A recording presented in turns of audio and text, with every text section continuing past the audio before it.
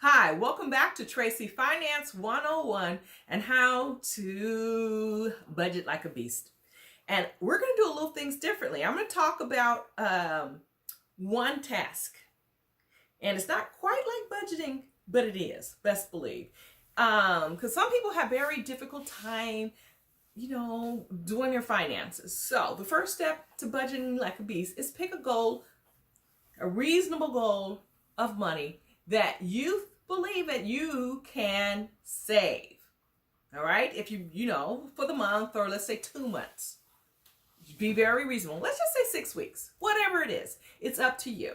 What is the goal? Is it $100, $200, $500? And how long do you want to stick with this? You want to stick with it for a month, 6 weeks? Okay. Decide on that.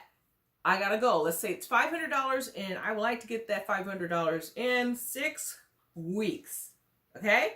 That is the goal. Okay, let's just use it for the video. That is the goal. $500 in 6 weeks. We set it. Okay? It's almost like a budget for us because we're going to have to budget for that $500. We're going to have to. Now, one way to do that is to have an all-cash diet. Okay? That means whatever you buy is going to be with cash. Cash, cash, cash, cash, cash. And I know in this COVID pandemic society, these businesses don't want to deal with cash. But you know what? So what? You just walk away and then you say that's their loss and your gain, because you're not going to spend money there. You're going to just put that in your fund, your $500 fund. Okay? And if you really, really need to break this all cash diet, you're going to have to melt some ice, which means take your credit cards and freeze them in a big solid block of ice. Okay? So if you really, really need it, it must be an emergency. So, but we're not going to deal with plastic or papers. No checks, no plastic, no Apple money, none of that. None of that. Wallets, none of it. Cash that you can feel in your hands. Because then that sends something in your brain that, hey, wait a minute now, my pocket is getting a little lighter. You're actually feeling the process and the physical process of spending money. Then I want you to take a moment out of your day, a minute, 2 minutes, 3 minutes, 5 minutes. Take a moment and think of what you did today with money. And think, are you owed some money? Okay, don't be loaning any people money, but if someone owes you money, you go, hey, I got to write a note to knock on the door and get my money back, okay? That you can do, but we're not loaning out any money. No, not when we're trying to budget. And then, one of the last things you do, they always say when you get your paycheck to take 20% of it and save it. Pay yourself first. That's what you need to do. And I know a lot of people are living paycheck to paycheck and can't quite do 20%. If you quite can't do 20%, do more than what you're doing. Do more, do more, do more.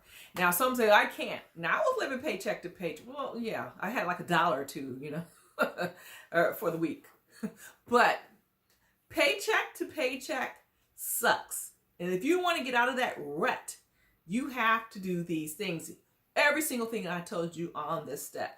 And to get out of this rut, pay yourself some money. And that doesn't, I guess you could put it in your fund, your gold, but you have to pay yourself. If it's not 20%, it's something. Because all I could afford was $20 a month. Okay, it was more than what I was saving before. And then I kind of upped the ante. It went to $25, and then I'm well past 20%, okay? Well past 20%. But that's what you need to do. It's almost like it's a workout. Like you go to the gym.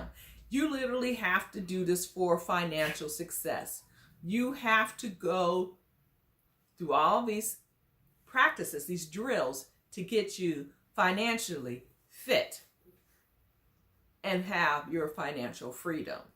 It needs this, because you could win $1 million, 5 million, $1 billion. But if you don't have this mindset, that money will flow right through your hands.